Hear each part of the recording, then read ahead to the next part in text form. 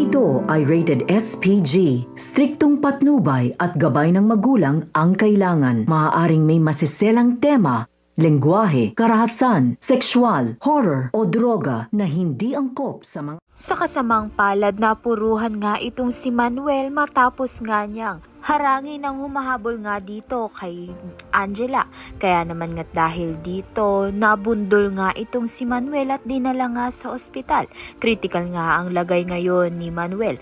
Dito na nga'y aarangkada na naman nga itong si Hazel dahil nga hindi niya nga pahihintulutan na makalapit nga ang pamilya nito ni Felma dito nga kay Manuel. Subalit sila nga ang dapat na may karapatan dahil hindi naman nga tunay na anak ni Manuel itong si Jessica at si Hazel nga lang ang sumira sa pamilya nga nila nito nila Felma. Sa kabilang banda naman nga kinikailangan nga ng salina ng dugo itong si Manuel upang madugtungan pa nga ang kanyang buhay. Subalit dito na nga malalaman ng katotohanan na hindi nga magkadugo itong si Jessica at si Manuel. Kaya naman nga mabubuko na nga ang sinisikreto nito ni Hazel.